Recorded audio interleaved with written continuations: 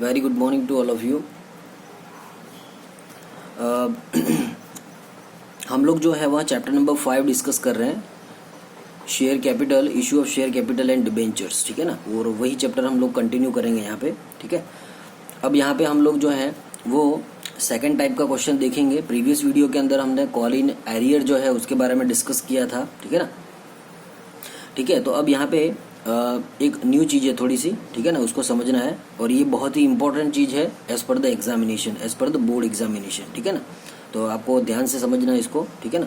देखिए बिल्कुल simple concept है, डन। तो थोड़ा सा कॉन्सेंट्रेट करेंगे तो इजी वे में समझ में आ जाएगा, ठीक है।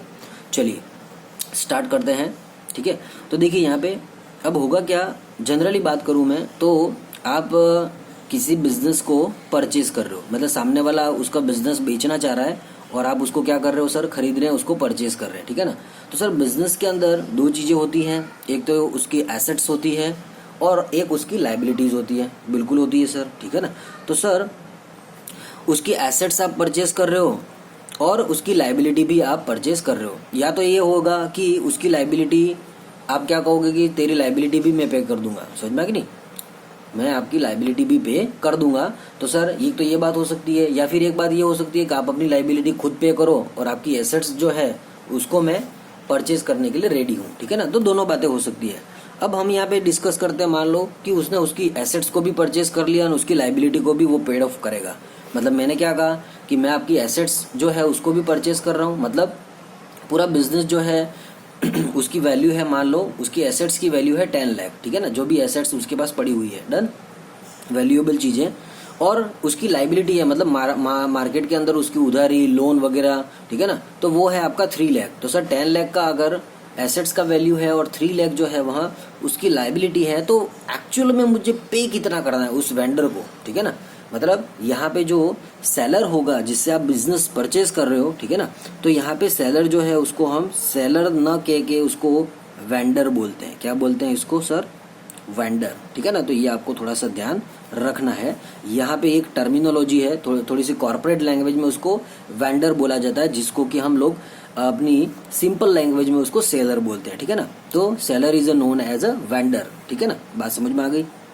तो सर वेंडर जो होगा आपका सेलर जो है, वेंडर जो है, उसको हमें नेट वैल्यू देनी कितनी है, तो वो मेरे पास में अब 7 लाख रुपीज मांग रहा है, क्योंकि 3 लाख की उसकी लाइबिलिटी को मैं पेड ऑफ कर रहा हूँ, ठीक है ना, बात समझ में आई। तो उसकी लाइबिलिटी को आप भरते हो तो आपकी एसेट्स की वैल्यू में से माइनस हो जाएगा, भाई तेरी लाइबिलिटी मैं पे कर दूंगा, समझ में आ कि नहीं।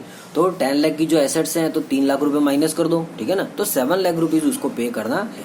अब यहाँ पे जो 7 लाख रुपीज उसको पे करना है उसके रिगार्डिंग हम बात कर रहे हैं, ठीक है ना। तो या तो आप 7 लाख रुपीज उसको दो, या एक चीज और हो सकती है कि 7 लाख रुपीज की वैल्यू के उसको शेयर इशू कर दो।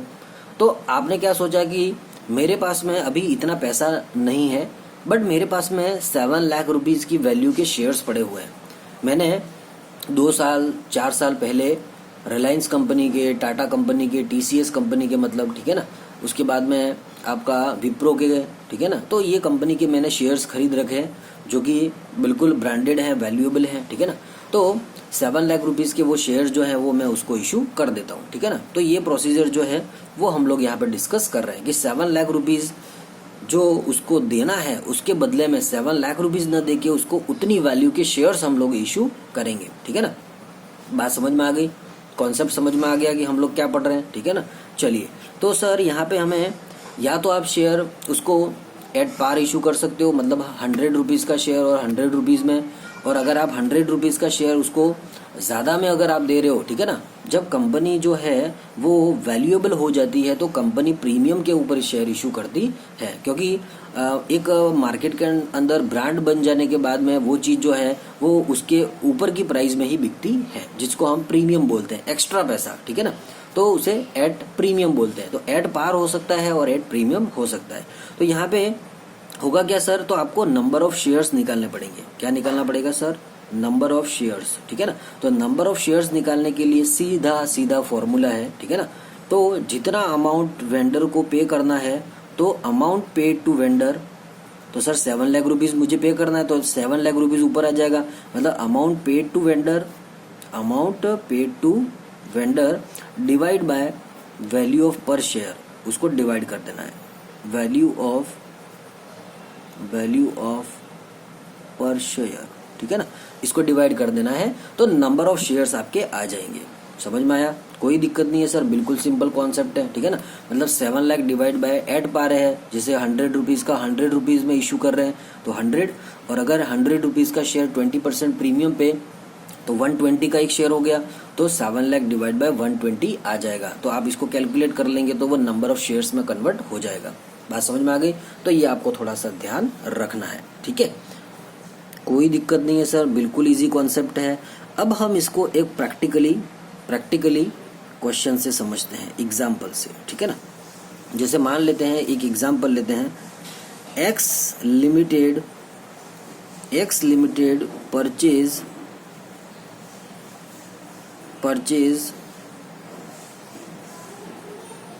Assets rupees 10 lakh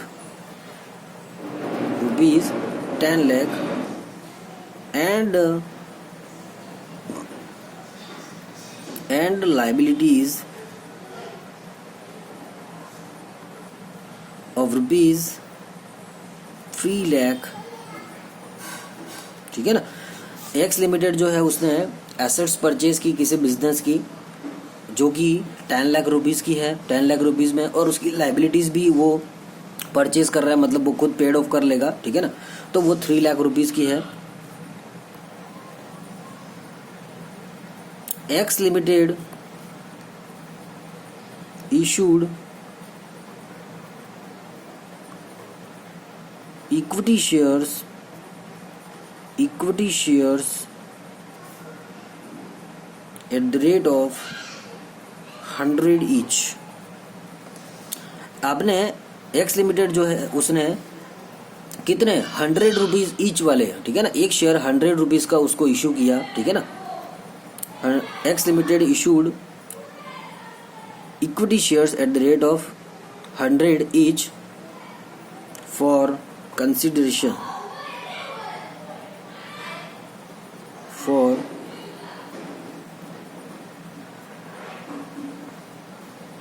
for consideration का मतलब होता है 7 लाख रुपीज जो आपको देना था, तो 7 लाख रुपीज ना देके आपने 7 लाख रुपीज की वैल्यू के उसको शेयर्स दिए, ठीक है ना। You just paid a shares for the value of rupees 7 lakh, ठीक है ना। आपने पैसा ना देके उसको कोई वैल्यूएबल चीज दी है, तो जिसे हम कंसिडरेशन बोलते हैं, ठीक है ना, कि उतनी ही वैल्यू का पैसा ना देके उतनी ही वैल्यू की कोई चीज उसको देना, ठीक है ना, तो उसे कंसिडरेशन कहा जाता है। डन। तो ये सर क्या हुआ sir, x limited issued equity shares at the rate of 100 each for consideration, ठीक है ना, पास द जर्नल एंट्रीज। आपने उसको 100 रुपए वाला शेयर, मतलब ये एट पार है कि एट प्रीमियम है, प्रीमियम के बारे में कुछ भी दे रखा नहीं है, मतलब एट पार है, ठीक है ना। तो पास द जर्नल एंट्रीज,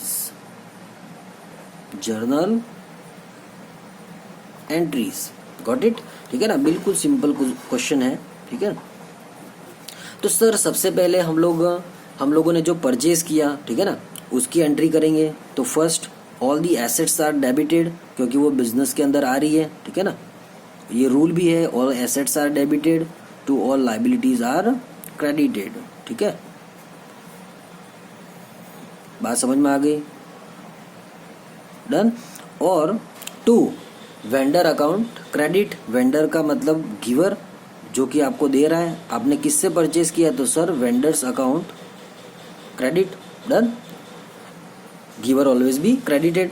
तो सर टोटल जो एसेट्स है, टोटल जो आपका बिजनेस है जिसमें वैल्यूएबल जो चीजें हैं वो 10 लाख की है, उसके सामने 3 लाख रुपए की लाइबिलिटी भी है, ठीक है ना।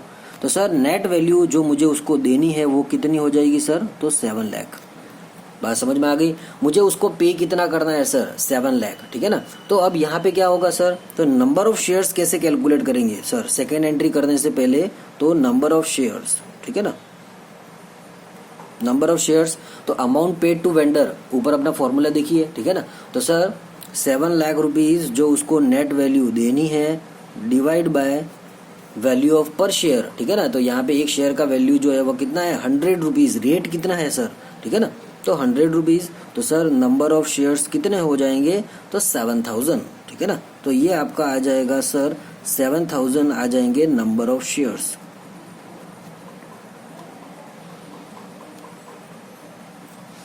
कोई दिक्कत है सर? कोई दिक्कत नहीं है, बिल्कुल सिंपल कॉन्सेप्ट है, ठीक है ना। अब इसको एंट्री में कन्वर्ट कर दीजिए, ठीक है ना। तो लिखेंगे sir, receiver always be debited, it's rule of personal account, ठीक है ना। तो सर वेंडर जो है जिससे कि आपने बिजनेस परचेज किया है, ठीक है ना, तो लिखेंगे वेंडर अकाउंट डेबिट टू, क्या दे रहे हो सर आप, तो इक्विटी शेयर, तो लिखेंगे टू इक्विटी शेयर्स, ठीक है ना, equity share capital, done, equity share capital account, done. तो सर कितने, तो नंबर ऑफ शेयर हो गए सर 7,000 मल्टीप्लाई एक शेयर का वैल्यू कितना है 100 रुपीज, तो सर 7 लाख रुपीज पे कर दिए उसको, मतलब 7 लाख रुपीज के बदले में 7 लाख रुपीज के शेयर्स आपने उसको दे दिए हैं। समझ में आ गया? तो इस तरीके से आपको एंट्री बनानी है, ठीक है ना। कोई दिक्कत नहीं है सर, बिल्कुल सिंपल लॉजिक है, बात समझ में आ गई, ठीक है ना। ये तो हो गया एट पार। अगर मैं इसी क्वेश्चन में थोड़ा सा चेंज कर दूं, अगर मैं इसको प्रीमियम पे के ऊपर इशू करना चाहूं तो, ठीक है ना, तो क्या हो जाएगा, सिंपल कॉन्सेप्ट देखिए, 7 लाख डिवाइड बाय, अगर मान लो 20% आपका प्रीमियम है, जैसे मान लो issued equity share at the rate of 100 each on 20% premium, तो एक शेयर का वैल्यू हो गया 120, तो यहाँ पे 120 आ जाएगा, ठीक है ना। तो 7 लाख रुपीज डिवाइड बाय 120, तो आपके नंबर ऑफ शेयर हो जाएंगे 5,833, कितना हो जाएगा 5,833, डन। तो सर 5,833 मल्टीप्लाई फेस वैल्यू, क्योंकि मैंने आपको पहले भी बताया था इक्विटी शेयर कैपिटल में हमेशा एक्चुअल वैल्यू जाएगी, तो 100 रुपीज, तो 5,833 मल्टीप्लाई 100, तो वो तो चला गया आपका शेयर कैपिटल में, और ऊपर का जो अमाउंट है प्रीमियम का, तो वो आ जाएगा टू सिक्योरिटी प्रीमियम, क्योंकि प्रीमियम जो है, सिक्योरिटी प्रीमियम जो है वो प्रॉफिट है, इसलिए वो क्रेडिट होगा, ठीक है ना, क्रेडिट होगा। ये चीज मैं बता चुका हूँ, security premium, because of security premium is a type of profit for the business, so it will be a credited. बात समझ में आ गई, ठीक है ना। तो सर यहाँ पे हो जाएगा सिक्योरिटी प्रीमियम में 5,833 मल्टीप्लाई प्रीमियम का अमाउंट कितना है 20 रुपीज, बात समझ में। तो वो इस तरीके से एंट्री बनेगी अगर प्रीमियम के ऊपर होता तो, vendor account debit to equity share capital to security premium. Share capital में कितना जाता है, तो 5,833 multiply 100 face value of share, और सिक्योरिटी प्रीमियम में 5,833 मल्टीप्लाई 20, ठीक है ना, तो वो हो जाता प्रीमियम के ऊपर। कोई बात नहीं, मैं इससे रिलेटेड आपको क्वेश्चन भी करवा दूंगा, ठीक है ना, बट आपको मैंने समझा दिया ताकि दोनों चीजें एक साथ में कवर हो जाए, ठीक है ना। तो आपको इससे रिलेटेड कोई डाउट्स हैं तो बिल्कुल आप कमेंट्स बॉक्स में उसको राइट डाउन कर सकते हैं, बिल्कुल सिंपल कॉन्सेप्ट है, ठीक है ना, वैसे डाउट्स होना ही चाहिए, ठीक है ना। Thank you and have a nice day.